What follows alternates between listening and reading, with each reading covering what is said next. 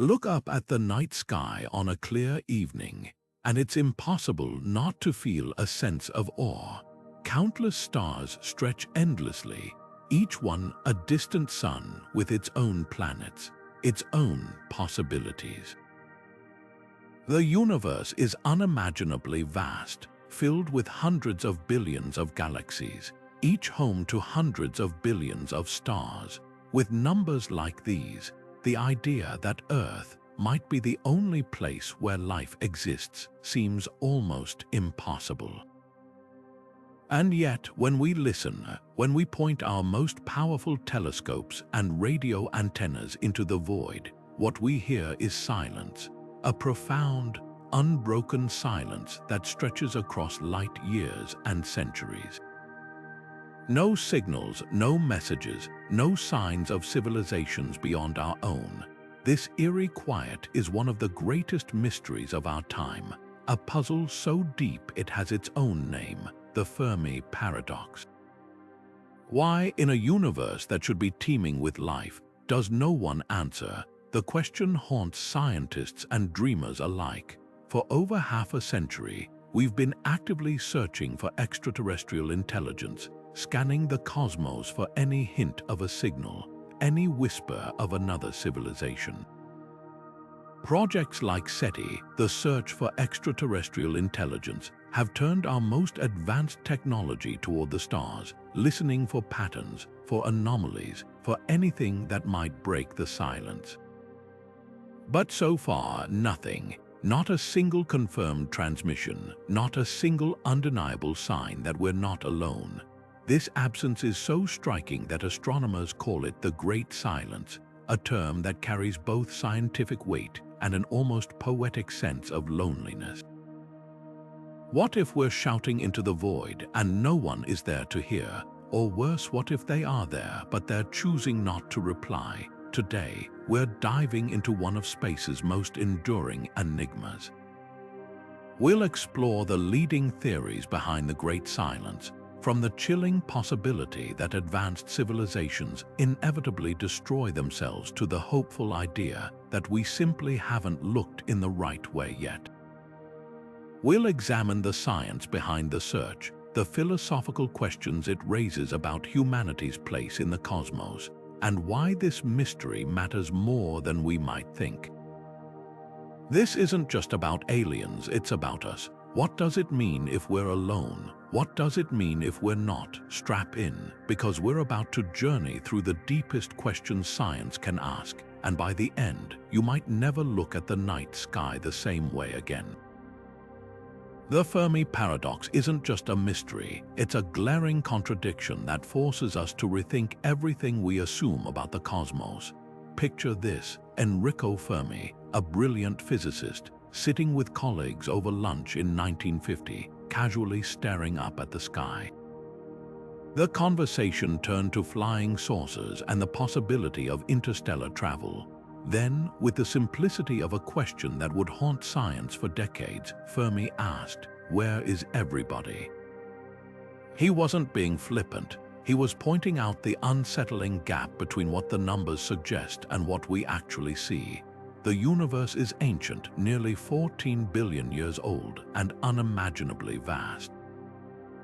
Even if intelligent life is rare, the sheer scale of time and space means civilizations should have arisen countless times. Some should have spread across the galaxy by now. So why don't we see them? Why haven't we heard a single whisper? This is where the Drake equation comes in, a way to estimate how many communicative civilizations might exist in our galaxy. Dreamed up by astronomer Frank Drake in 1961, it breaks the problem into variables: the rate of star formation, the fraction of stars with planets, the number of habitable worlds per system, the odds of life emerging, the likelihood of intelligence evolving, the chance that intelligence develops technology, and finally, how long such civilizations might last. Plug in optimistic numbers and the galaxy should be buzzing with activity. But here's the catch: every variable is a guess. We simply don't know how common life is or how often intelligence arises. Even if the equation suggests a crowded cosmos, reality shows us silence. That silence forces us to confront uncomfortable possibilities. Maybe civilizations are common, but they don't last long enough to make contact destroyed by war, environmental collapse, or some unseen cosmic filter that wipes them out before they can spread. Or perhaps advanced life is vanishingly rare and Earth is a cosmic fluke. There's another option though. What if we're looking for aliens all wrong? Our searches focus on radio waves, assuming other civilizations would communicate the way we do. But what if they've moved beyond radio, using technologies we can't yet detect? Or worse, what if they're deliberately avoiding us? The Fermi Paradox doesn't just ask where the aliens are. It asks whether we truly understand the universe at all.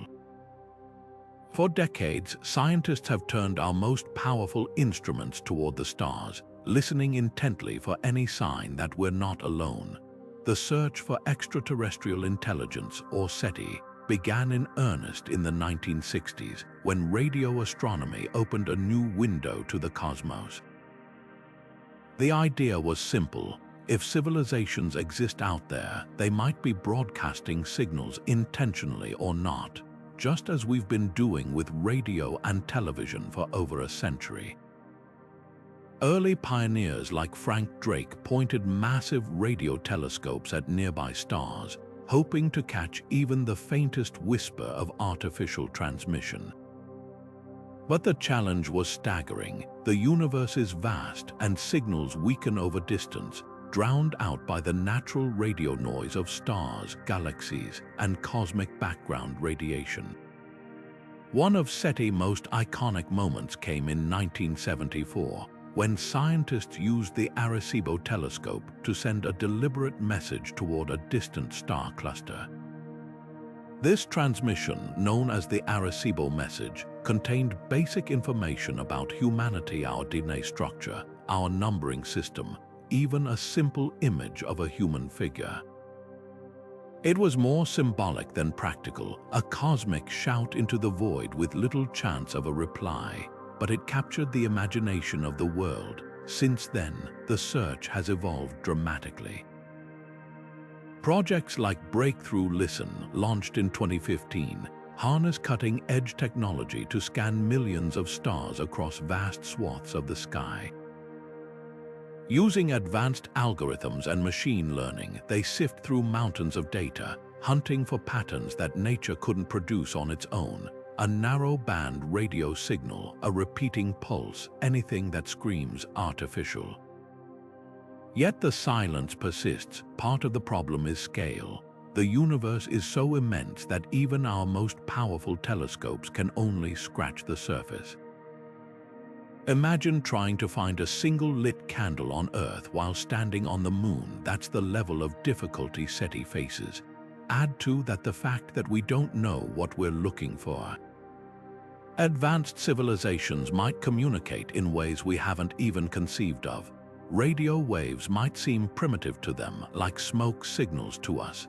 They could be using neutrino beams, gravitational waves, or quantum entanglement technologies we're only beginning to explore. Or perhaps they're deliberately avoiding detection, hiding behind what scientists call the zoo hypothesis, the idea that they're observing us from a distance, choosing not to interfere.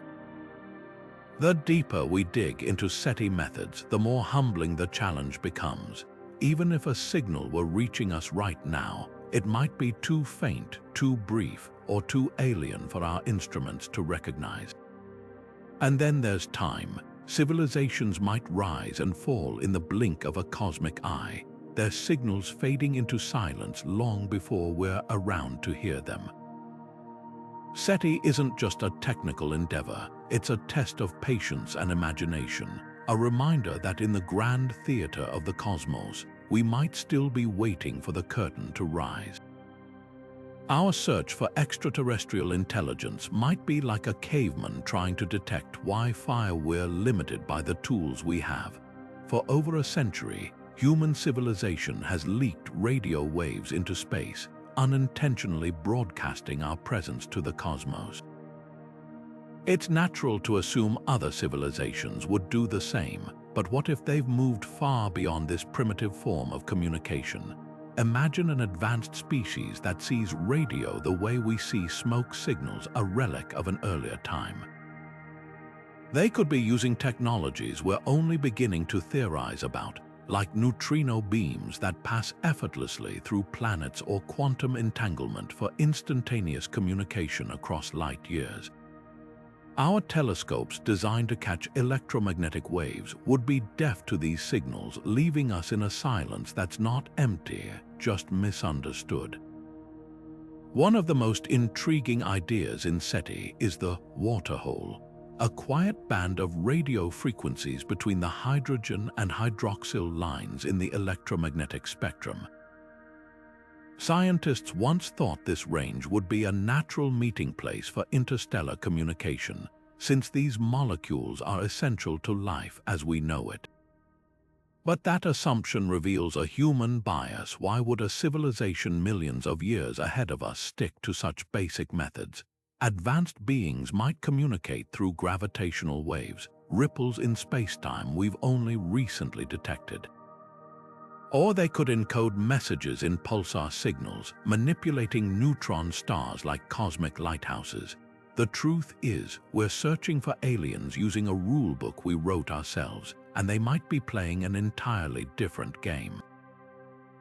This raises a darker possibility. What if they're avoiding us deliberately? The zoo hypothesis suggests Earth might be under a kind of interstellar quarantine, observed but not contacted, like animals in a protected reserve.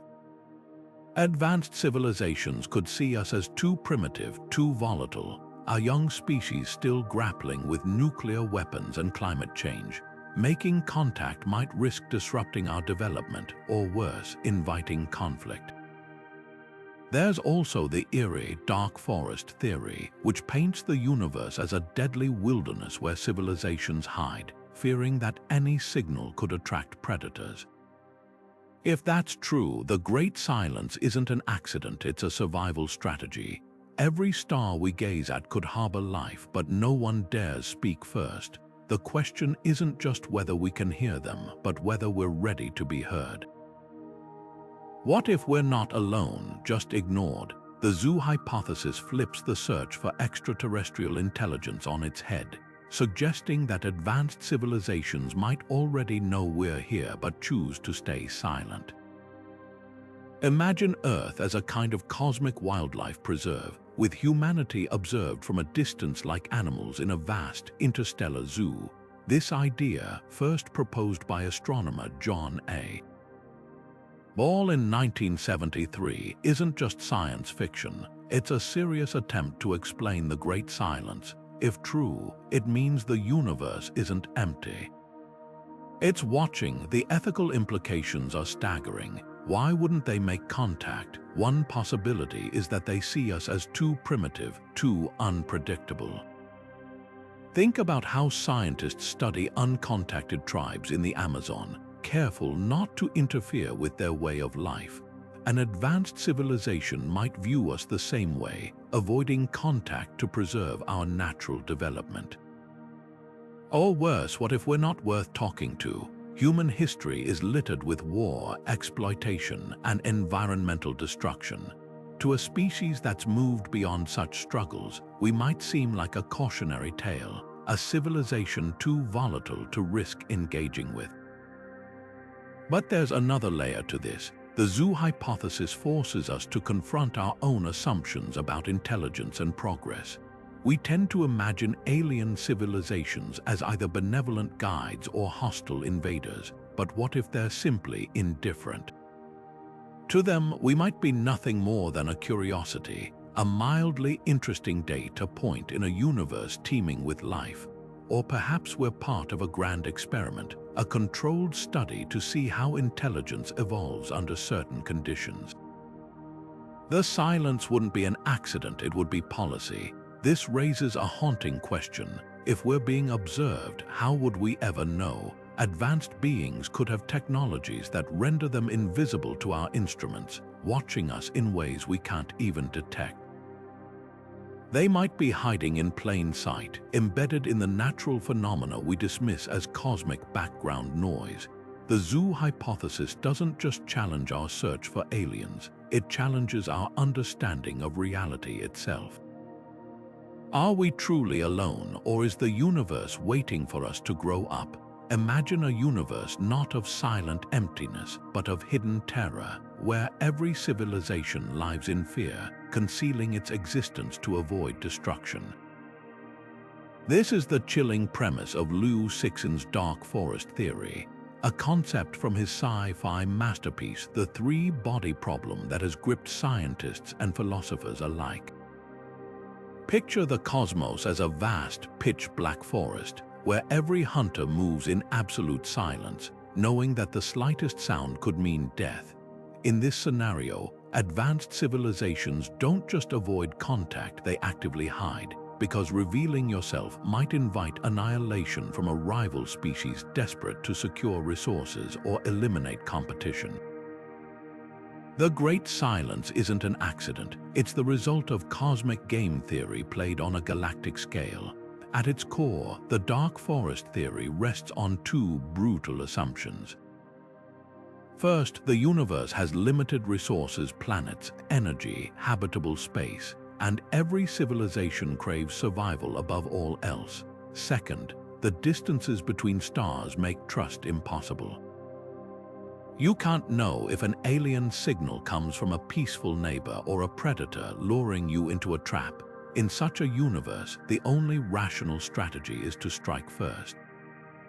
A civilization that broadcasts its location risks being wiped out by another that sees them as a future threat. This isn't paranoia, it's cold, logical self-preservation.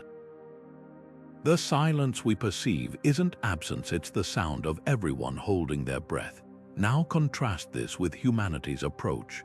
While hypothetical aliens might be staying silent, we've been shouting our existence into the void for decades.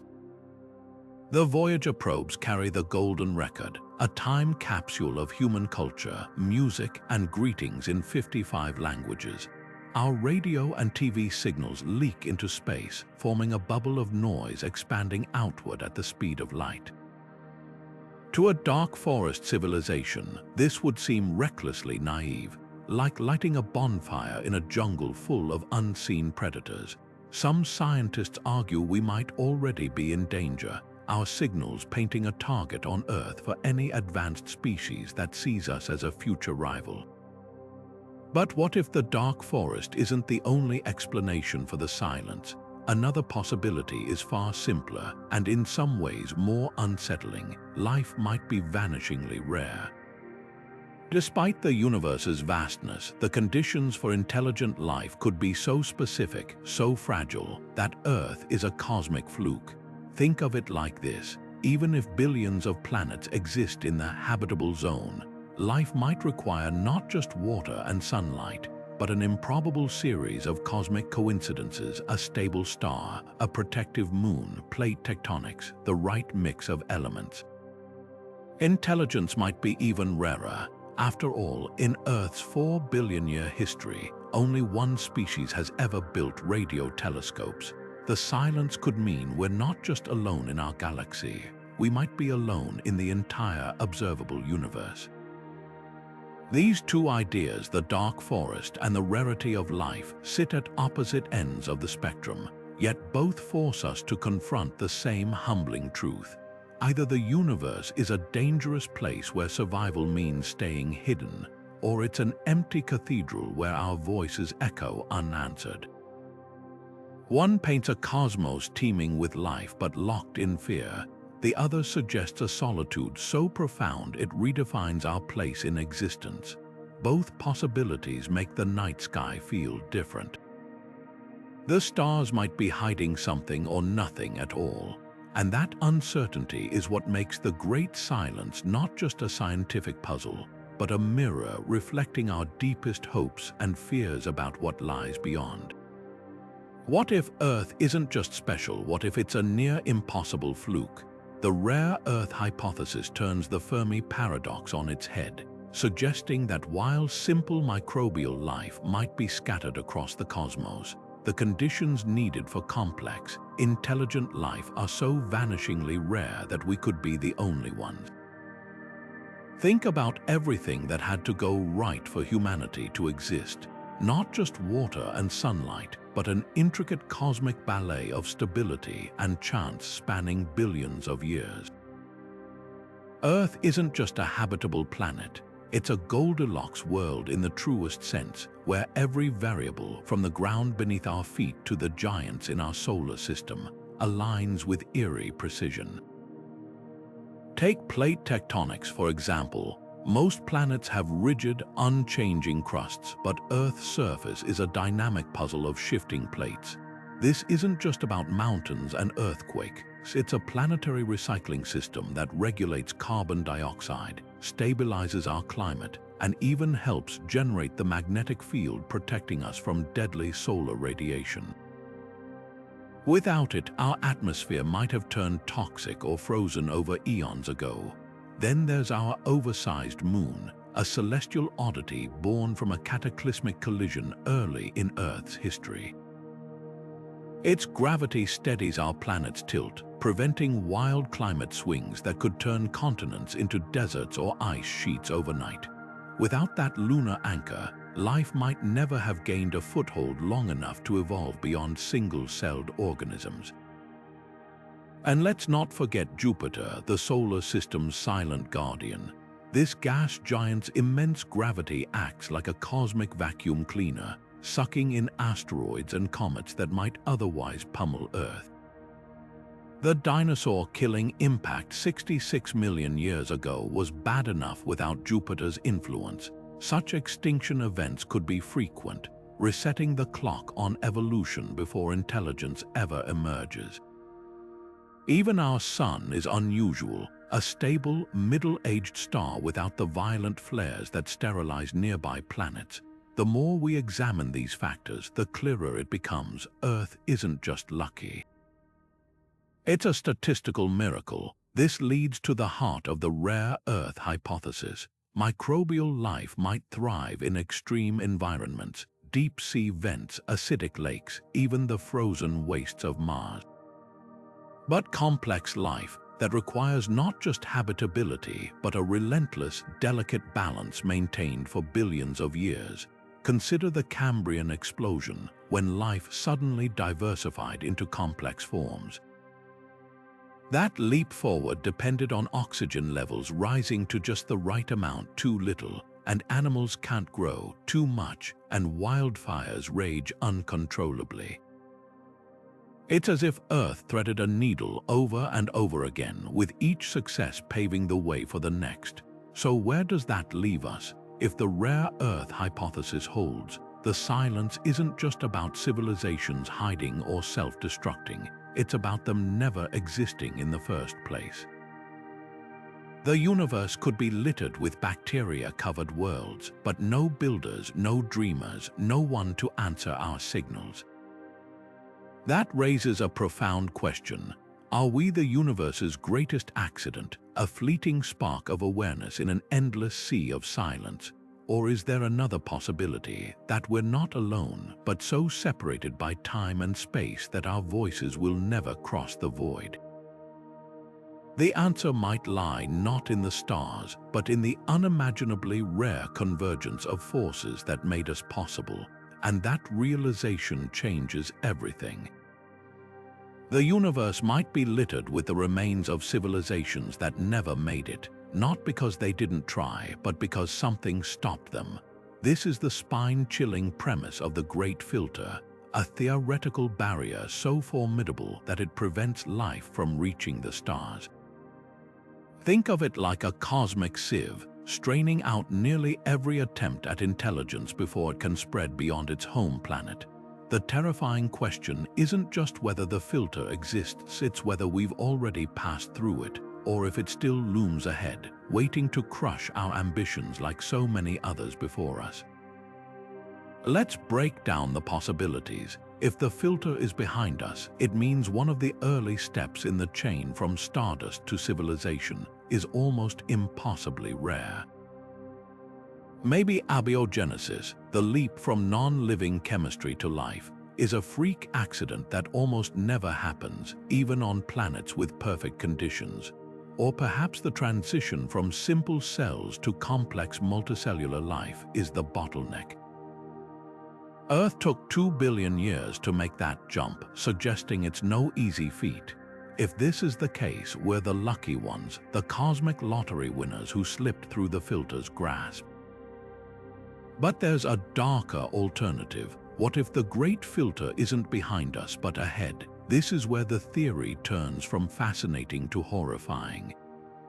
The filter might be something that destroys civilizations just as they reach the brink of expansion, a self-destructive tendency buried in the DNA of every intelligent species. Nuclear war, climate collapse, runaway artificial intelligence, or even unseen technological traps we haven't stumbled into yet. History isn't reassuring. Human civilization is barely 10,000 years old, and we've already teetered on the edge of annihilation multiple times. The Cold War's nuclear brinkmanship, the ongoing climate crisis, the unregulated rise of AI, each could be a potential filter in action.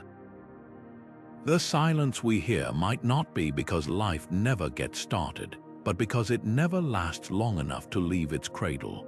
Robin Hanson, the economist who popularized the Great Filter concept, puts it bluntly: the fact that we don't see alien megastructures or interstellar probes suggests something is systematically preventing civilizations from reaching that stage. The filter could be natural, a gamma-ray burst sterilizing planets every few million years, or self-inflicted, like a species inventing weapons it can't control before inventing the wisdom to restrain them. Either way, the implications are stark. If the filter lies ahead, humanity's future might hinge on whether we can outthink the traps that doomed others. But here's the twist: the Great Filter isn't just about doom, it's about opportunity. If we're past it, we might be among the first to escape the cosmic bottleneck, destined to spread life beyond Earth. If it's still ahead, recognizing it gives us a fighting chance to navigate around it. That's why this isn't just an academic debate. It's a race against time to understand whether the universe is set up for life to flourish, or if it's a graveyard of possibilities that never quite made it. The stars beckon, but the silence warns us the hardest steps might still be to come. History offers a sobering lesson: civilizations rise, but they also fall. The ruins of ancient empires whisper warnings across millennia: Rome's crumbling aqueducts, Easter Island's silent statues, the abandoned cities of the Maya. These collapses didn't come from outer space. They were self-inflicted, the result of overreach, mismanagement, or blind spots in the face of change. Now scale that up to a cosmic level. What if the reason we hear nothing from the stars is that every civilization, no matter how advanced, eventually becomes its own worst enemy? This is the grim heart of the self-destruction theory, the idea that intelligence carries the seeds of its own demise. Consider humanity's trajectory. In just a few centuries, we've gone from steam engines to nuclear weapons, from handwritten letters to artificial intelligence. Progress has been exponential, but so has our capacity for destruction. The same tools that could one day spread life beyond Earth might also erase it. Nuclear arsenals hold the power to wipe out cities in minutes. Climate change, driven by unchecked industrialization, threatens ecosystems that took millions of years to evolve. Even our digital age, with its promise of connection, has birthed disinformation epidemics and cyber warfare. These aren't just human problems, they're traps that any technological species might face. The pattern is unsettling. The smarter we get, the more ways we invent to undo ourselves. Now imagine an alien civilization facing similar crossroads. Their version of the Industrial Revolution might have polluted their atmosphere with exotic chemicals.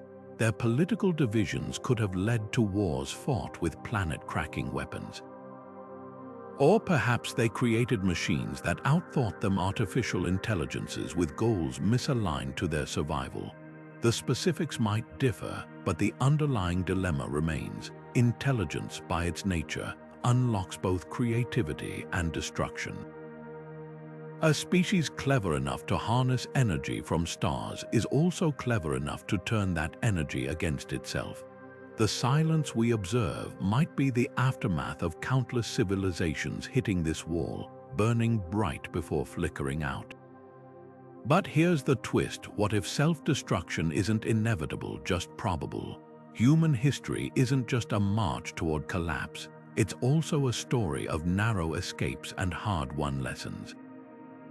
The Cold War brought us to the brink of nuclear winter, but it also gave us arms control treaties. The ozone hole, once expanding ominously, began healing when the world united to ban harmful chemicals.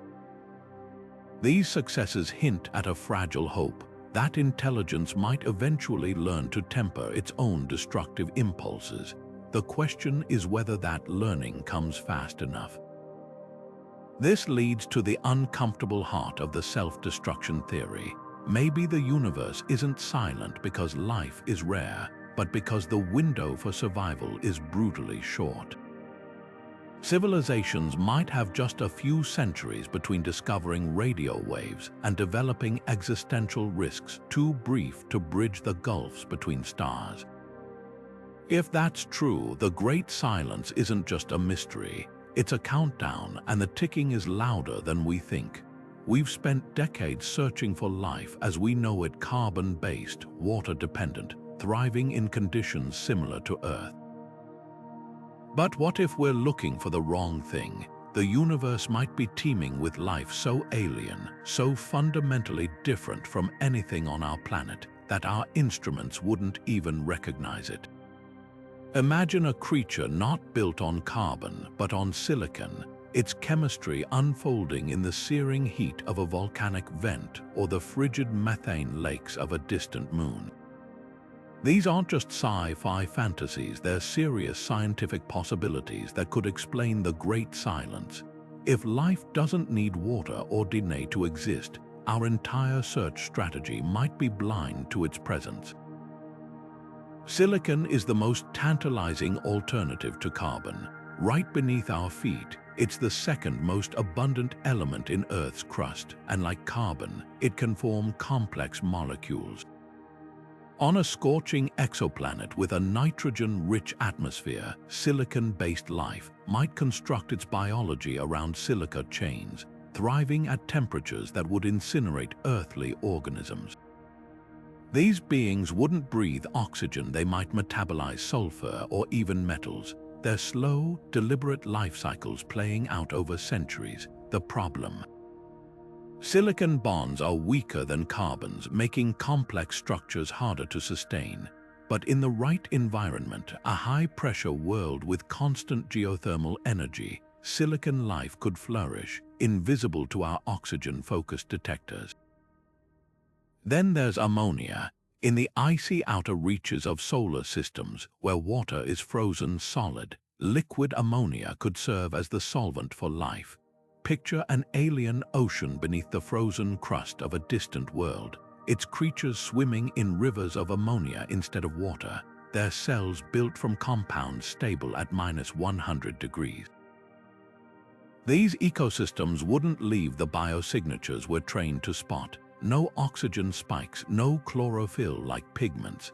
They'd exist in a shadow biosphere, undetectable by our current tools. Some scientists even speculate that Earth might harbor such life in extreme environments, hiding in plain sight. Deep underground or in toxic lakes, microbes with radically different biochemistries could be living among us, overlooked because they don't fit our definitions of alive. And what about rogue planets, worlds flung from their stars, drifting through the interstellar void? Without sunlight, life there couldn't rely on photosynthesis. Instead, it might draw energy from radioactive decay or tectonic activity, forming vast, slow-moving ecosystems in perpetual darkness. These planets wouldn't reflect light or emit heat signatures we'd associate with habitability, making them ghostly blanks in our surveys. If intelligence arose in such a place, its civilizations might evolve around geothermal vents, their technology harnessing the planet's internal heat rather than solar power. Their signals, if they exist at all, could be unrecognizable pulses of neutrinos or distortions in magnetic fields, utterly unlike our radio waves, but the truly mind-bending possibilities lie beyond biochemistry. Some theorists propose life based on plasma in the hearts of stars, or self-replicating patterns in the dust clouds of nebulae, entities so far removed from our understanding that we'd struggle to call them alive at all. Imagine a sentient aurora, its thoughts flickering across magnetic field lines, or a colony of crystal-like structures growing in the atmosphere of a gas giant, exchanging information through shifts in refractive index. These forms wouldn't just evade detection, they'd force us to redefine life itself. If such life exists, the great silence isn't just about distance or time, it's a failure of imagination. We're listening for echoes of ourselves in a universe that might not play by our rules. The cosmos could be buzzing with intelligences so strange, so utterly other, that we're like ants trying to comprehend a symphony.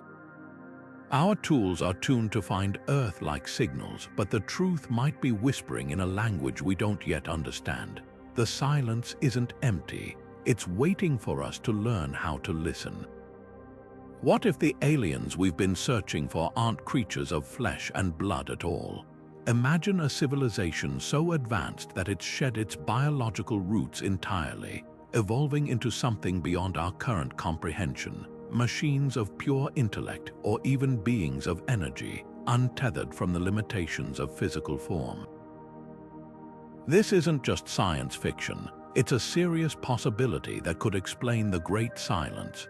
The truth might be that we're not listening for the right signals because the civilizations we're trying to find have moved past radio waves, past planets, even past the need for bodies as we understand them.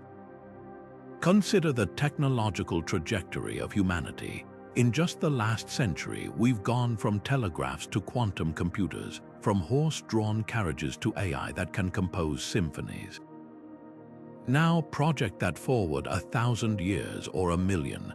At some point, a species might reach the singularity, that theoretical moment when artificial intelligence surpasses human control and begins improving itself at an exponential rate.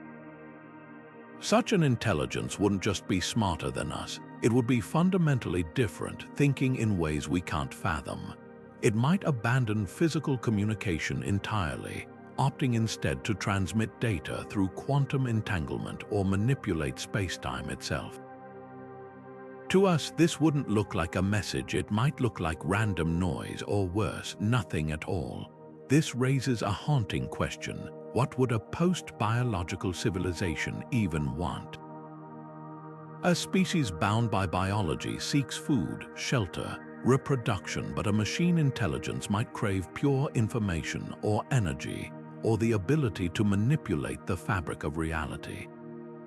It could dismantle planets for raw materials, not out of malice, but simply because it's building structures we can't conceive of, Dyson swarms to harness a star's power, or black hole computers to solve equations at the edge of physics. These wouldn't be acts of conquest, they'd be the equivalent of ants mistaking a highway construction site for an apocalyptic event. And then there's the energy hypothesis. Some theorists suggest the most advanced civilizations might transition beyond matter altogether, converting themselves into pure energy consciousness woven into the electromagnetic spectrum, or even the quantum foam of spacetime itself. Such beings wouldn't need starships or radios, they could exist as patterns in the cosmic background radiation, or as fluctuations in dark matter, their thoughts unfolding over millennia. To them, our frantic radio signals might seem as quaint as smoke signals to a smartphone. All of this leads to a humbling realization. SETI efforts, as ambitious as they are, might be like trying to contact the internet with a drum. We're searching for civilizations that communicate the way we did in the 20th century, while the rest of the universe might have moved on to technologies we can't yet perceive. The Great Silence isn't just about distance or time, it's about scale. We're toddlers shouting into the void, unaware that the adults stopped using sound long ago. But there's a flip side to this. If post-biological civilizations exist, they might not be ignoring us, they could be everywhere, their presence so woven into the fabric of reality that we don't recognize it. The dark matter holding galaxies together, maybe it's not just an invisible substance, but the infrastructure of elder civilizations. The mysterious fast radio bursts from deep space. Not natural phenomena, but the equivalent of background chatter from a universe teeming with intelligence we're too young to comprehend. This isn't just speculation, it's a call to expand our imagination. The universe is under no obligation to conform to our expectations. Life out there might not just be stranger than we imagine, it could be stranger than we can imagine. And that means the answer to the Fermi Paradox might not be in the silence, but in our own limited ability to hear what's really being said. What if the aliens we've been searching for aren't just hiding in distant galaxies, but in dimensions we can't even perceive? Our universe might be far stranger than we've dared to imagine, with civilizations existing all around us, unseen, like shadows flickering at the edges of our three-dimensional reality. This isn't just wild speculation, it's a possibility grounded in cutting-edge physics. String theory, one of the most ambitious frameworks in modern science, suggests our universe could have up to 11 dimensions, all curled up and hidden from our limited senses. To a being living in 4 or 5 spatial dimensions, our entire 3D world might look as flat and simplistic as a sheet of paper. They could be watching us right now, their forms as incomprehensible to us as a cube would be to a creature living in a 2-dimensional plane. Think about it this way, imagine an ant crawling across the surface of a table. It can move forward, backward, left and right, but the concept of up is meaningless to it. If you reached down and lifted the ant into the air, it wouldn't just be confused, it would experience something utterly beyond its understanding. Now scale that up. A 4-dimensional being could interact with our world in ways that would seem like magic, appearing and disappearing at will, reaching inside sealed containers without opening them, or seeing every point in our 3-dimensional space simultaneously. Their technology, if they have any, wouldn't just be advanced, it would operate on principles we can't even begin to grasp. This raises an eerie possibility. The Great Silence might not be about a lack of signals, but about signals vibrating in dimensions we can't access. Just as a radio tuned to the wrong frequency hears only static, our instruments might be deaf to communication happening in higher dimensional space. Even if a hyper-dimensional civilization wanted to contact us, the message could be as invisible to us as a television broadcast would be to someone in the 1800s. But there's another layer to this parallel universes.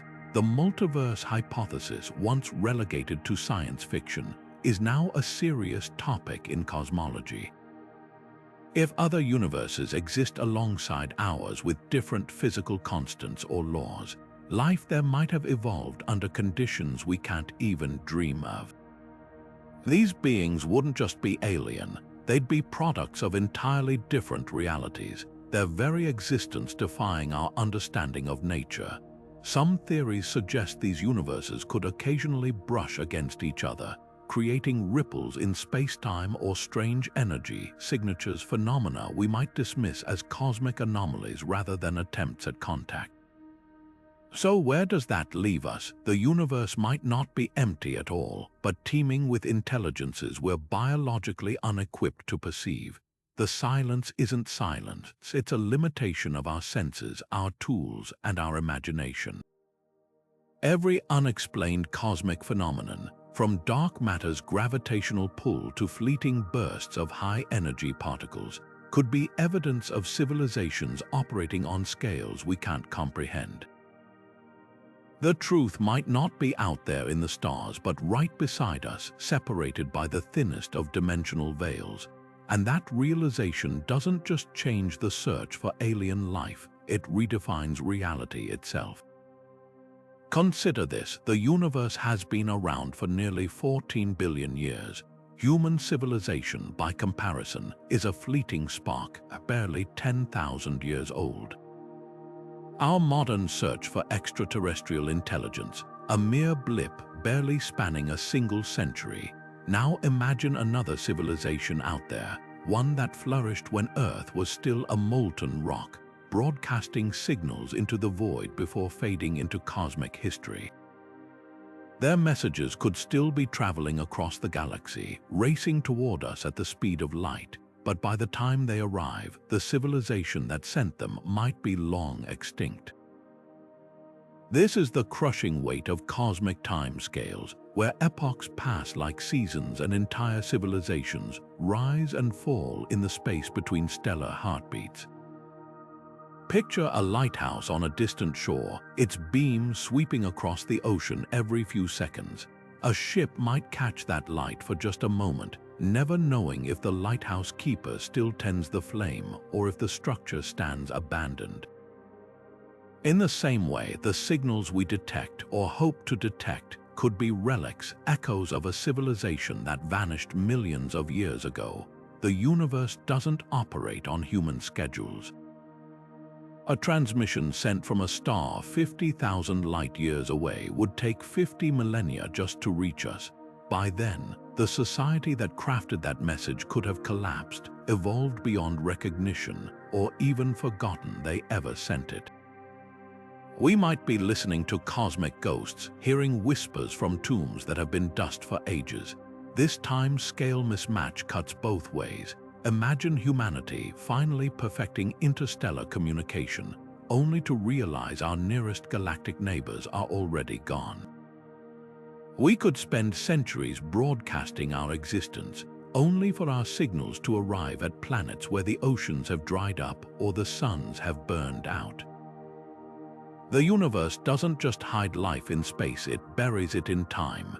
Even if the cosmos teems with intelligence, the odds of two civilizations existing simultaneously and being close enough to converse are vanishingly small. It's like two fireflies blinking in the night, separated by miles of forest, their flashes never overlapping. Yet there's a haunting beauty in this idea. Those ancient signals, if they exist, would be more than just messages. They'd be time capsules, fragments of a story written in the language of physics. Deciphering them wouldn't just tell us about aliens, it would tell us about the universe's past, about epochs when Earth was young and life elsewhere might have been reaching for the stars. The silence we perceive might not be emptiness at all, but a museum of voices we're only now learning to hear. The tragedy isn't that no one's out there, it's that we might be forever separated by the unbridgeable river of time. Even if we finally detect a signal from a distant civilization, the conversation wouldn't just be slow, it would stretch across generations. Take our closest stellar neighbor, Proxima Centauri. At 4.2 light-years away, each message would take over 4 years just to travel one way. A simple hello and "we come in peace" exchange would outlast a presidential term. Now imagine a civilization 100 light-years distant. By the time their reply reached Earth, everyone who sent the original message would be long gone. We wouldn't be having a dialogue, we'd be exchanging cosmic time capsules with centuries between each sentence. This communication lag creates a bizarre scenario where curiosity might not be enough to sustain contact. Human civilizations rise and fall in mere millennia. Would any society maintain focus on a conversation where responses take longer than their entire recorded history? The ancient Egyptians built pyramids that stood for thousands of years, yet even their culture transformed beyond recognition within that span. For interstellar communication to work, civilizations would need continuity unlike anything we've achieved, preserving knowledge, technology, and interest across epochs where languages, governments, and even species might evolve or disappear. One mistransmission, one cultural dark age, and the thread would snap forever. Distance compounds this problem exponentially. While Proxima Centauri seems close in cosmic terms, most potentially habitable worlds orbit stars hundreds or thousands of light years away. A two-way chat with a civilization near Kepler 452, 1,400 light-years distant, would span longer than the time since the fall of Rome. At that scale, communication becomes less like a conversation and more like archaeology, where each message is a relic from a civilization that might already be dust. This raises an unsettling possibility. The universe could be full of overlapping monologues, not dialogues. Civilizations might be shouting into the void, their signals crisscrossing the galaxy like ships passing in the night, never synchronized, never connecting. The Great Silence wouldn't mean no one's talking. It would mean everyone's voices are lost in the cacophony of time. But here's the twist: some scientists argue this delay might be why we haven't heard anything yet. Advanced civilizations could have learned that real-time conversation is impossible, choosing instead to broadcast dense packages of knowledge designed to be deciphered over centuries. Our searches focus on repetitive, easily recognizable signals, but the messages might be more like time capsules, bursts of information meant to educate rather than converse. After all, if you knew your words would take millennia to reach anyone, wouldn't you make every transmission count? The vast gulfs between stars don't just separate us in space, they fracture communication across time itself. In such a universe, patience isn't just a virtue, it's the only language that might ever be heard. When we imagine advanced civilizations spreading across the galaxy, we often picture fleets of starships planting flags on distant worlds, a vision straight out of science fiction. But reality might be far stranger. The idea that intelligent life would physically expand across the cosmos rests on assumptions that don't hold up under scrutiny. Take energy for starters. Even with futuristic propulsion like light sails or antimatter drives, the sheer power required to move between stars is staggering. A single interstellar voyage could consume more energy than our entire civilization produces in centuries. And for what? A barren exoplanet that would take millennia to terraform. The math makes physical colonization look less like exploration and more like a cosmic treadmill running endlessly just to stay in place. Then there's the problem of time. Even at a fraction of light speed, traveling to the nearest star would take decades. Generations would live and die aboard ships before reaching their destination. While cryogenic sleep or generation ships might sound plausible in theory, the biological and psychological hurdles are immense. Imagine raising children in the metallic confines of a vessel hurtling through the void, their entire existence devoted to a mission they never chose. Now multiply that by billions of stars. The idea that civilizations would endure this grind when alternatives exist starts to seem naive, and those alternatives might be where the real future lies. Why brave the emptiness of space when you could engineer paradise at home? Advanced civilizations could abandon physical expansion entirely, opting instead to craft virtual worlds limited only by imagination. Think about humanity's own trajectory. We're already spending more time in digital spaces than ever before. Now extrapolate that trend over millennia. A species millions of years ahead of us might see interstellar travel as quaint, even barbaric, when they can simulate infinite realities in quantum computers. Their colonization could happen in servers, not starships, with minds uploaded into customized universes where distance and decay don't exist. This shifts the Fermi Paradox into new territory. The silence we observe might not mean civilizations fail to spread. It could mean they transcend the need to spread physically. Instead of Dyson spheres and interstellar empires, the galaxy's most advanced beings might exist as shimmering patterns of data, their civilizations thriving in matryoshka brains that harness entire stars' energy for computation. To them, the universe isn't a frontier to conquer but a resource to power their own creations. The absence of visible megastructures wouldn't signal absence, it would signal evolution. But here's the twist, even virtual civilizations might leave traces. All that computing power generates heat, potentially creating infrared signatures we could detect. Some astronomers already scour the sky for such anomalies, hunting for stars oddly dim in visible light, but glowing in infrared potential signs of cosmic-scale tech. So far, nothing definitive. Maybe they're not there, or maybe they've engineered ways to hide even that. After all, if you've mastered reality itself, why would you leave footprints? The truth might be that the universe isn't empty. It's full of civilizations that graduated from bricks and steel long ago, leaving the dusty realm of planets behind. If that's the case, the silence isn't eerie, it's the sound of everyone moving on. Imagine a swarm of tiny, self-replicating machines, each no larger than a grain of sand, silently spreading across the galaxy like a cosmic tide. These are von Neumann probes, theoretical devices capable of building copies of themselves using raw materials from asteroids, moons, or even planets. Named after the mathematician John von Neumann, who first envisioned self-replicating systems, these probes could explore every corner of the Milky Way within a few million years, a blink of an eye on cosmic scales.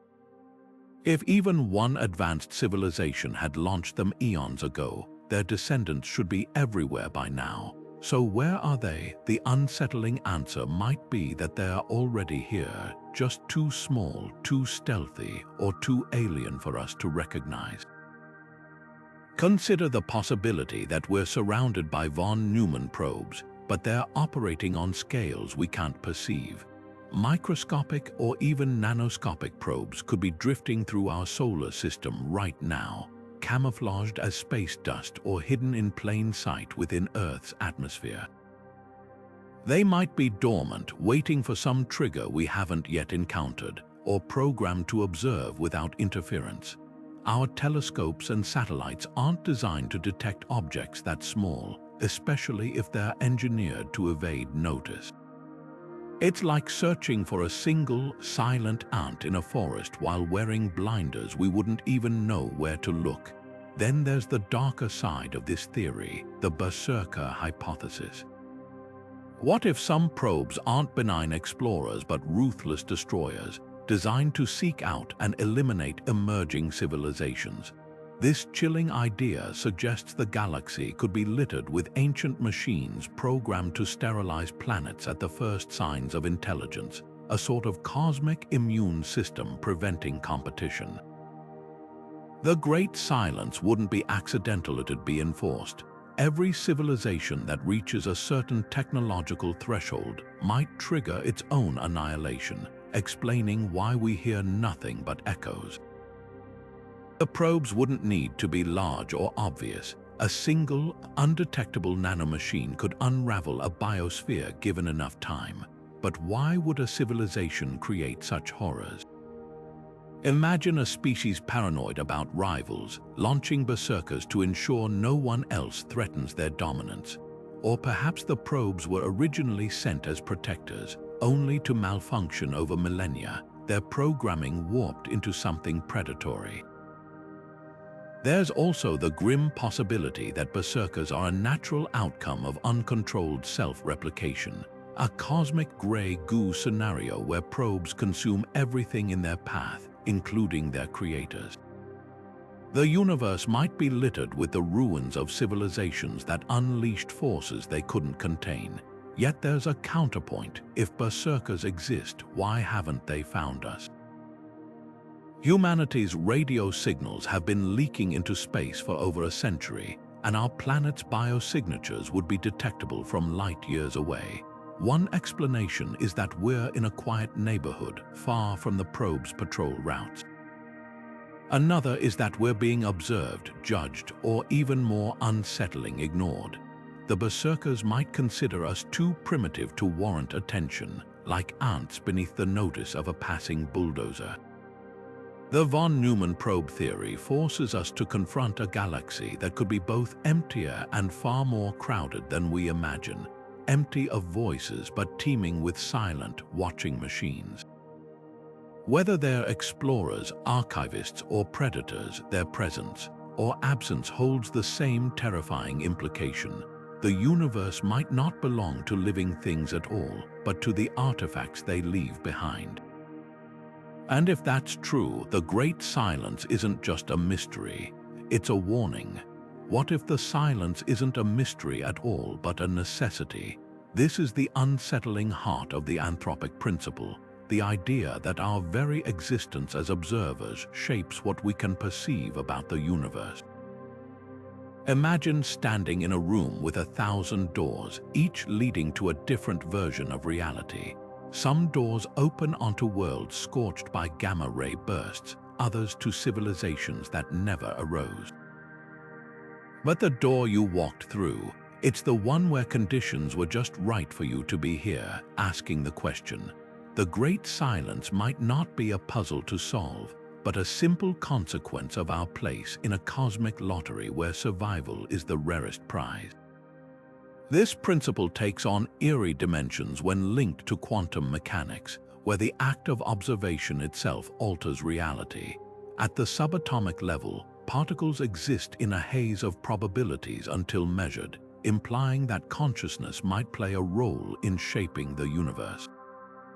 Extend that idea to the Fermi Paradox. Could our expectation of contact be warped by the very fact that we're here to wonder about it? Civilizations that develop destructive technologies might erase themselves from existence, leaving only those like us isolated, curious, and alive by sheer chance to ponder the silence. The absence of signals wouldn't be evidence of emptiness, but of a universe where most attempts at intelligence snuff themselves out before they can shout into the void. Consider the meta-question lurking beneath this. Does our existence bias us toward hopeful answers? We assume life should be common because we're here, but what if we're the exception? The Anthropic Principle forces us to confront the possibility that survivable timelines are vanishingly rare, and the cosmos isn't just indifferent, it's actively hostile to sustained intelligence. Every civilization that cracks the code of nuclear fusion or artificial intelligence might face the same razor's edge. One misstep, and they vanish from the statistical pool of observable universes. We wouldn't hear their screams because in most branches of reality, they never lasted long enough to scream at all. Yet there's a twist. If the Anthropic Principle explains the silence, it also implies something startling about our future.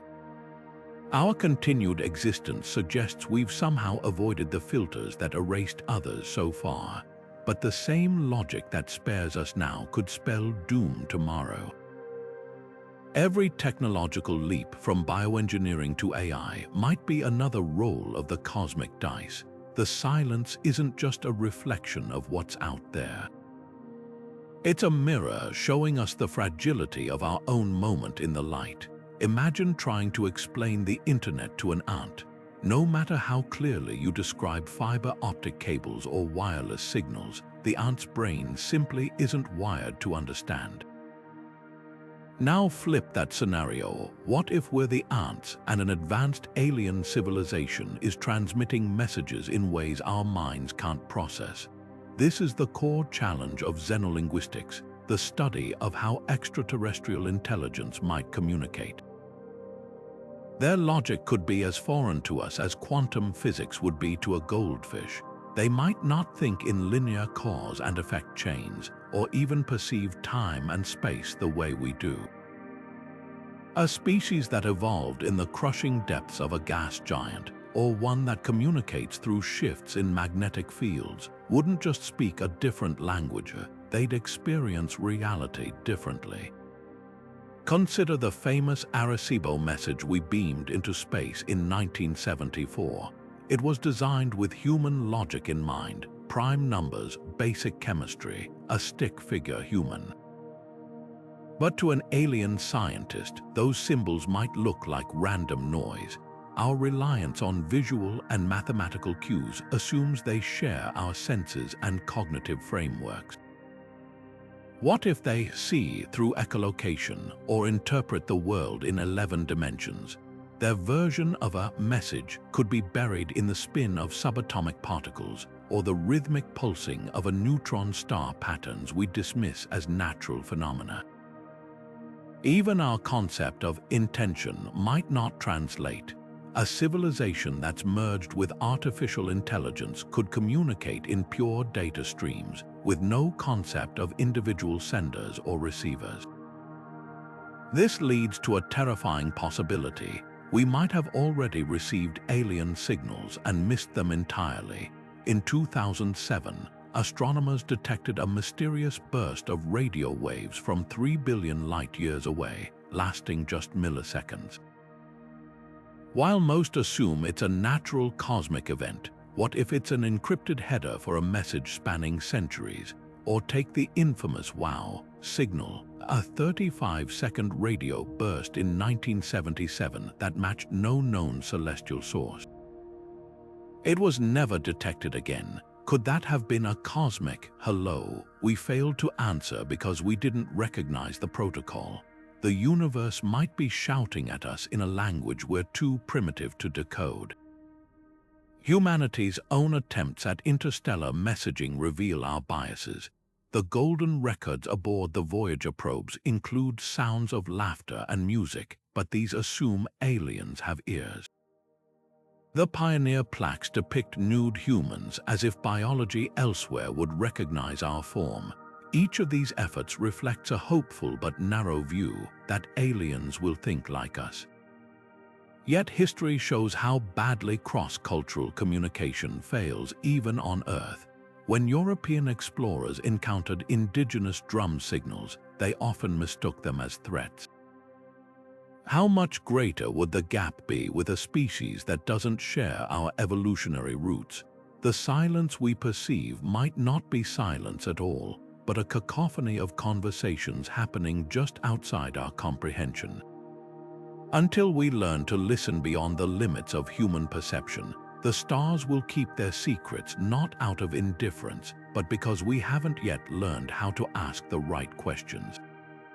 For decades, humanity has listened passively for signals from the stars. But what if we're going about this all wrong? A growing faction of scientists argues we shouldn't just be listening, we should be shouting. This is the controversial premise of active SETI, also known as Messaging Extraterrestrial Intelligence or METI. Instead of waiting for aliens to contact us, proponents advocate deliberately beaming powerful messages toward nearby star systems, announcing our presence to the cosmos. It sounds like science fiction, but it's already happening. In 2017, scientists used a Norwegian radio antenna to send a coded message to a star 12 light-years away, containing basic mathematical concepts and even a musical composition. The move sparked immediate backlash, with critics calling it reckless, even dangerous. Stephen Hawking was among the most vocal opponents. He compared METI to Christopher Columbus making first contact with Native Americans, a scenario that didn't turn out so well for the locals. His warning hinges on a brutal truth: we have no idea who or what might be listening. An advanced civilization could view our transmissions as a threat, an opportunity, or mere noise. But if they're predatory, a signal from Earth might as well be a dinner bell. Imagine a species millions of years ahead of us, their technology so advanced we'd seem like bacteria under a microscope. Would they see us as equals worth communicating with, or as resources to exploit? The history of life on Earth offers grim parallels. When dominant cultures encounter weaker ones, the results are rarely peaceful. Yet not all visionaries share Hawking's pessimism. Carl Sagan, the astronomer who crafted the golden record for the Voyager probes, believed any civilization advanced enough for interstellar communication would have moved beyond violence. In his view, the very act of surviving long enough to master such technology would require cooperation and wisdom. Aggressive species, he argued, would likely self-destruct long before reaching that stage. It's an optimistic take, but one that raises a profound question. Is silence itself a form of paranoia? If every civilization fears making first contact, the universe becomes a prison of isolation, each species trapped behind walls of its own making. The debate cuts to the core of how we see ourselves in the cosmos. Are we brave explorers reaching out to potential friends, or prey animals hiding in the tall grass? Many critics point out that our current messages are shockingly naive, like children broadcasting their home address in a crowded city. The 2017 transmission included details about human biology and Earth's location, data that could theoretically be weaponized. Defenders counter that any civilization capable of intercepting these signals would already know we're here. Our radio and TV broadcasts have been leaking into space for over a century, creating an expanding bubble of noise 50 light-years across. In that sense, the cat's already out of the bag. Perhaps the most unsettling possibility is that METI doesn't matter at all. Our signals might be too weak, too primitive, or too fleeting to register against the cosmic background noise. Or worse, what if the universe is so vast that our messages will never reach another civilization in time? The star we targeted in 2017, GJ273, won't receive our transmission until 2029. A reply would take another 12 years. That's relatively quick by cosmic standards, but it assumes someone is listening, cares to respond, and hasn't already moved on to higher forms of communication we can't detect. The ethical dilemma remains unresolved. Do we risk attracting attention from beings we can't possibly understand, or do we condemn ourselves to eternal solitude by staying silent? There's no undo button for a message sent to the stars. Once it's out there forever, traveling through space long after our civilization is dust. That weight, the weight of speaking for all humanity for all time, might be the heaviest responsibility we've ever faced, and it begs one final question: who gets to decide? Scientists, governments, or does humanity as a whole deserve a say in whether we greet the universe or hide from it? Bright lights zigzagging across the night sky. Unidentified objects caught on military radar performing maneuvers that defy known physics. Reports from credible witnesses, pilots, astronauts, even government officials describing encounters with crafts of unknown origin. UFOs, or as they're now officially termed, UAPN, identified aerial phenomena, have long fueled speculation about extraterrestrial visitors.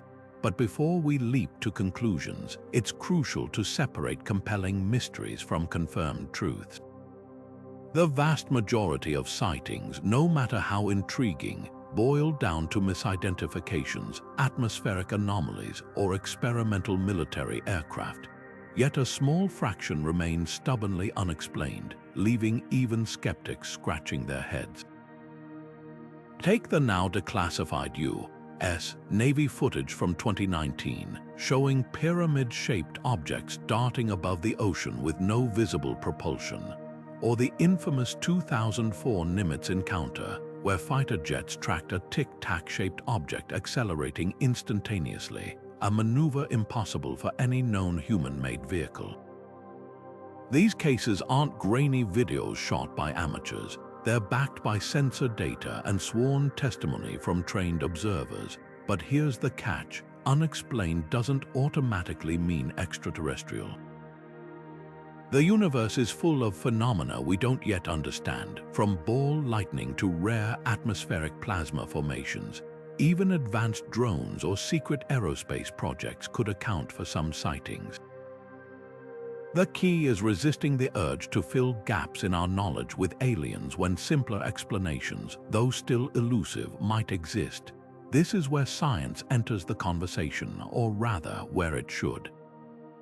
For decades, UFO research languished in the fringes, dismissed by mainstream institutions as the realm of conspiracy theorists. That's starting to change. NASA's 2022 independent study on UAPs and the Pentagon's All-Domain Anomaly Resolution Office mark cautious but significant steps toward legitimizing the investigation of these phenomena. The shift isn't about endorsing alien visitation. It's about applying rigorous methodology to unexplained events. After all, some of history's greatest discoveries began as anomalies, pulsars, quasars. Even the planet Neptune were all once unidentified until science caught up. Yet the line between healthy skepticism and outright dismissal remains perilously thin. When military personnel report encounters with objects outperforming known aircraft, dismissing them without examination risks missing potential threats or breakthroughs. At the same time, conflating every strange light in the sky with alien visitation does a disservice to genuine scientific inquiry. The truth likely lies somewhere in between, a mix of natural oddities, classified technology, and perhaps, just perhaps, a handful of incidents that defy current understanding. Until we have irrefutable evidence, a recovered craft, a biological sample, or a signal that can't be mistaken for anything but artificial, the extraterrestrial hypothesis remains just that, a hypothesis. What makes this debate so fascinating isn't just the question of whether we're alone. It's about how we confront the unknown. Jumping to aliens might satisfy our hunger for answers, but real progress demands patience, skepticism, and the courage to say, we don't know yet. The universe owes us no explanations. If we want to solve its greatest mysteries, we'll need more than excitement. We'll need evidence that stands up to the harshest scrutiny. Until then, the skies will keep their secrets, and the great silence will remain unbroken. The great silence isn't just a scientific puzzle, it's a mirror held up to humanity, reflecting our deepest fears and wildest hopes. Science fiction has long grappled with this cosmic quiet, spinning it into tales of isolation and wonder. From 2001, A Space Odyssey's enigmatic monoliths to arrival's linguistically alien visitors, these stories reveal our collective anxiety. Are we alone, or are we being ignored? The silence feeds existential dread, the gnawing sense that in a universe so vast, our existence might be meaningless. Yet it also sparks creativity, pushing us to imagine civilizations so advanced they've transcended the need to communicate in ways we'd recognize. Every UFO sighting, every conspiracy theory about hidden alien contacts, is a symptom of this tension, a refusal to accept that no one's out there. But the silence does something else too. It reshapes how we see ourselves. Astronauts who have glimpsed Earth from orbit often describe the overview effect, a profound shift in perspective where borders vanish, conflicts seem trivial, and the planet emerges as a fragile, unified whole. That same awe carries a shadow, cosmic loneliness. If we're the only thinking beings in the galaxy, the weight of stewardship falls entirely on us. No cosmic big brothers to guide us past nuclear war or climate collapse. No galactic archive to preserve our culture if we falter.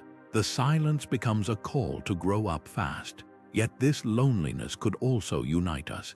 History shows that shared existential threats, real or perceived, can dissolve divisions. The Cold War's space race gave way to international collaborations like the International Space Station. Climate change, for all its horrors, has spurred global treaties. The Great Silence might be the ultimate shared challenge, reminding us that in the face of an empty cosmos, humanity's squabbles are absurdly small, or it could fracture us further. If nations hoard resources in fear of a barren future, or if religions splinter over the theological implications of our solitude, the silence might amplify our worst instincts. Philosophically, the silence forces a reckoning with humility. For centuries, we assumed the universe revolved around us, literally, in the geocentric model, and figuratively, in our cultural narratives. The Copernican revolution dethroned Earth from the center of the cosmos, and Darwin showed we're just one thread in life's tapestry. The Great Silence delivers the final blow. We may be the only ones here to tell the story. That's either a crushing burden or a breathtaking opportunity. Without aliens to blame or idolize, we're left with ourselves, flawed, fragile, but capable of reaching beyond our cradle. The stars won't answer, but the question of what we do next, that's entirely up to us. The silence of the cosmos doesn't just challenge our science, it shakes the very foundations of how we understand our place in existence. For centuries, humanity has clung to the idea that we matter, that our struggles and triumphs echo in some grand cosmic narrative. But what if the universe doesn't care? What if our planet is a lone spark of consciousness in an endless, indifferent void? This is the philosophical abyss the Great Silence opens, forcing us to confront ideas that thinkers like Nietzsche and Camus wrestled with long before radio telescopes. Nietzsche's concept of eternal recurrence, the idea that time loops infinitely, with every joy and sorrow repeating unchanged, takes on eerie new weight in a silent universe. If no one is out there to witness us, does our existence lose its meaning? Or does it become more precious precisely because we're the only ones here to give it meaning? Camus' absurdism cuts even deeper. He argued that life is fundamentally meaningless, a chaotic dance where humans futilely search for purpose in a universe that offers none. The Great Silence could be the ultimate expression of this absurdity, a cosmic punchline where we shout into the dark, hoping for an answer that never comes.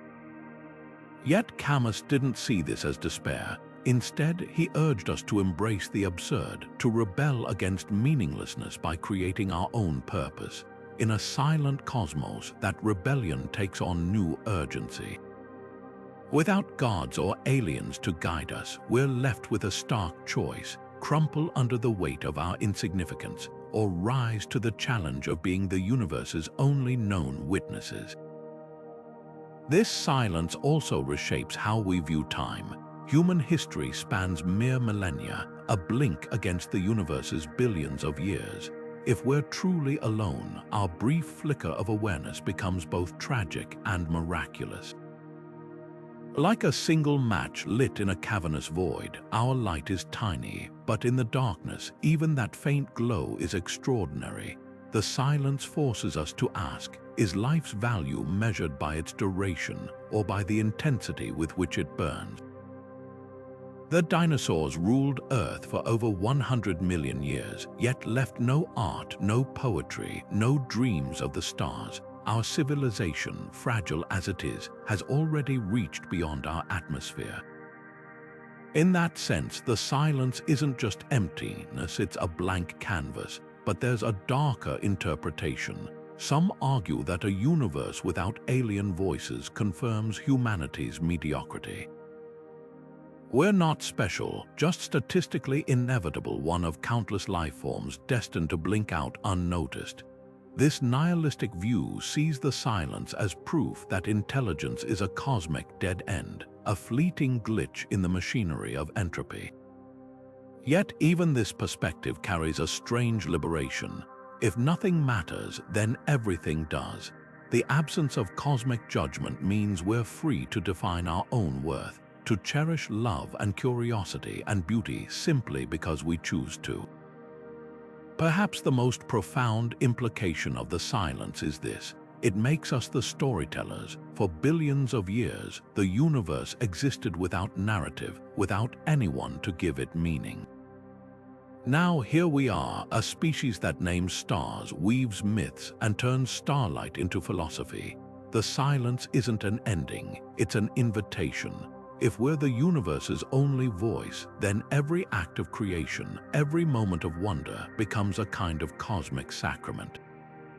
The stars may not answer, but they listen.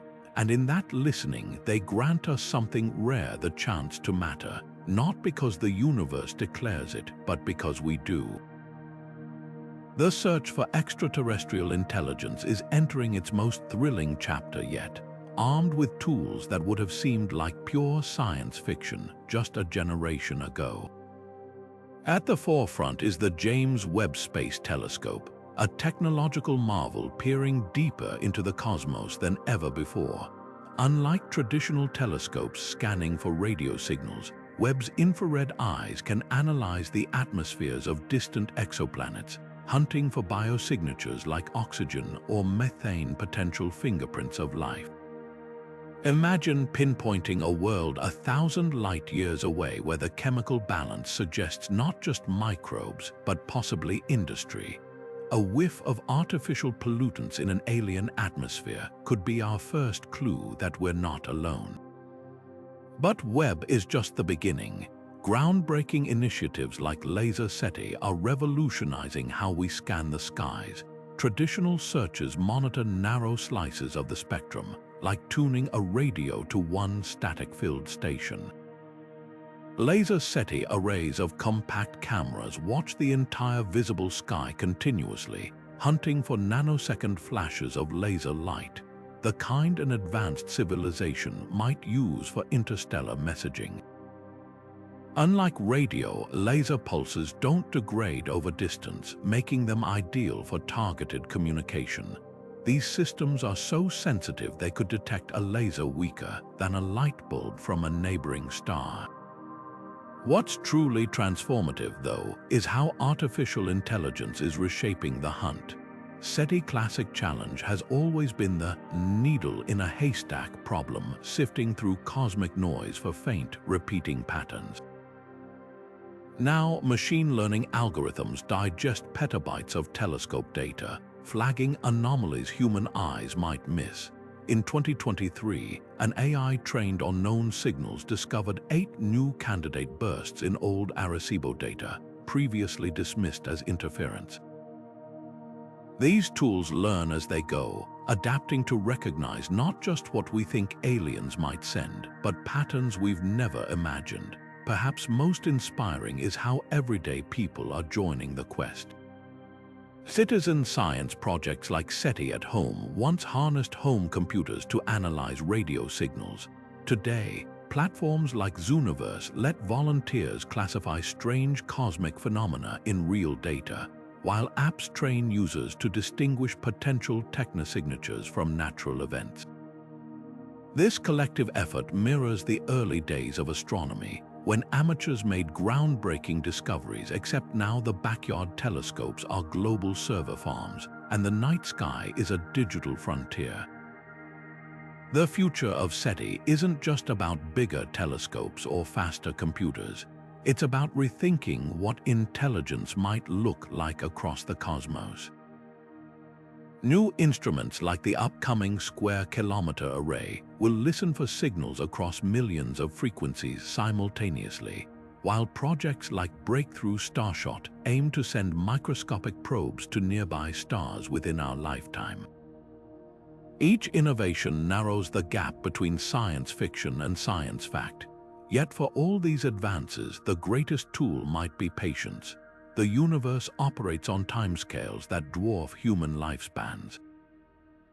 A signal sent today might take millennia to reach its target, and millennia more for a reply.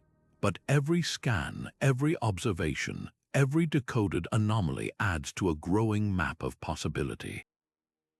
We may not find answers tomorrow or in our lifetimes, but for the first time in history, we're building the tools that could one day turn the great silence into a conversation. And that alone makes the search worth continuing. What if we've been searching for aliens the wrong way all along? Instead of straining to hear faint radio whispers from distant stars, imagine combing the cosmos for the ruins of ancient civilizations, vast engineering projects left behind like cosmic footprints. This is the bold premise of interstellar archaeology, a field that shifts the search from signals to structures. Forget radio waves, the key to finding extraterrestrial intelligence might lie in spotting the shadows of their megastructures drifting across the light of distant suns. Take the concept of a Dyson sphere, a hypothetical megastructure first proposed by physicist Freeman Dyson in 1960. The idea is simple yet staggering. An advanced civilization might dismantle planets to build a massive shell or swarm of solar collectors around their star, harvesting nearly all its energy. From afar, such a structure wouldn't look like a normal star. Instead of emitting the full spectrum of visible light, it would glow faintly in infrared, the waste heat from its operations. Astronomers have already spotted stars with bizarre light patterns like Tabby's star, which dimmed unpredictably by up to 22%, sparking theories about alien megastructures. While natural explanations like dust clouds now seem more likely, the hunt for these anomalies has opened a new frontier, scanning starlight for the fingerprints of cosmic architects. But Dyson spheres are just the beginning.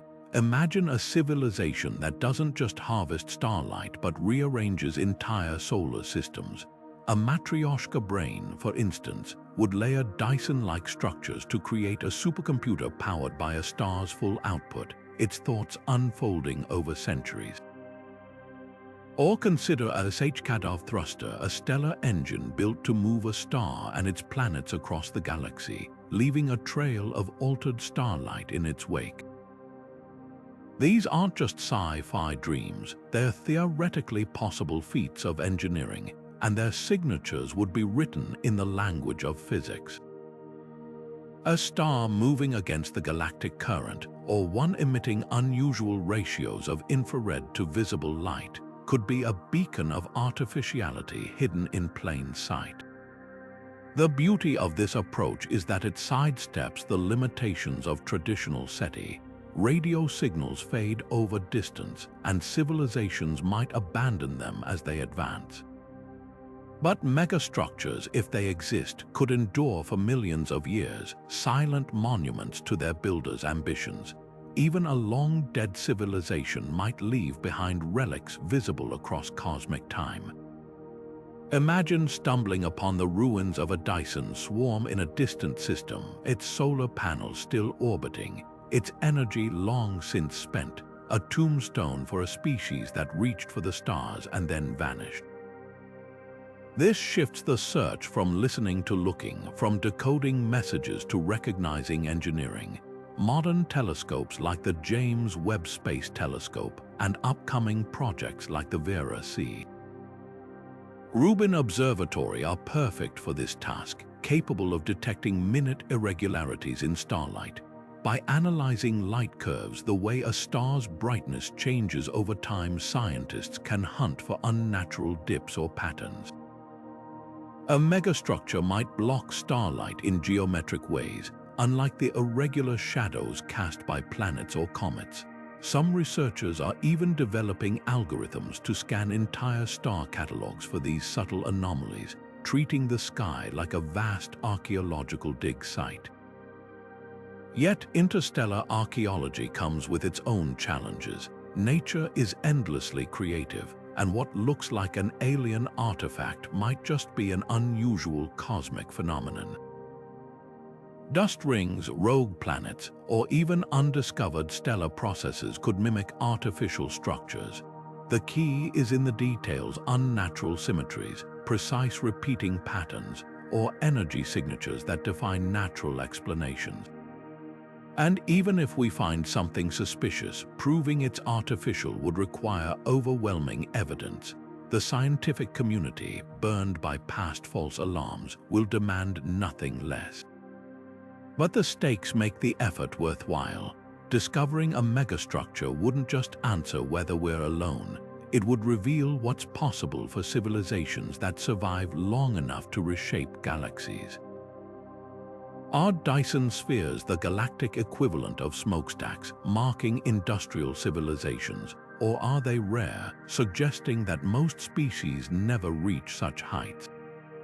Every anomalous star is a potential clue, a piece of a puzzle we're only beginning to assemble. The universe might not be silent after all. It could be crowded with monuments we're just learning to see. Imagine a signal finally comes through clear, unmistakable proof of an extraterrestrial intelligence reaching out. The world erupts in celebration, panic, and endless speculation. But in that pivotal moment, a pressing question overshadows the excitement. Who speaks for Earth? There's no global president, no single authority that can claim to represent all of humanity's diverse voices. This isn't just a logistical challenge, it's an ethical minefield. Should scientists respond unilaterally? Do politicians take the lead? Or do we risk cultural imperialism by letting a handful of nations dictate humanity's first interstellar handshake? The United Nations has attempted to address this through the Outer Space Treaty of 1967, which declares space the province of all mankind and prohibits any nation from claiming celestial bodies. But when it comes to first contact, the treaty is frustratingly vague. That's why organizations like the International Academy of Astronautics have drafted post-detection protocols, guidelines urging transparency, international consultation, and a moratorium on impulsive replies. These aren't binding laws, they're gentlemen's agreements, easily ignored in the heat of a historic moment. Critics argue this bureaucratic caution is naive. If a signal arrives, the public will demand answers immediately. Governments might hoax information for strategic advantage, or corporations could see dollar signs in exclusive communication rights. History offers grim precedents. When European explorers encountered indigenous peoples, lack of unified protocols led to exploitation and violence. The stakes are infinitely higher with an advanced extraterrestrial civilization. A single mistranslated phrase or cultural faux pas could spark unintended consequences, yet others counter that over-regulation stifles progress. SETI founders like Frank Drake often acted independently, trusting the scientific community's judgment.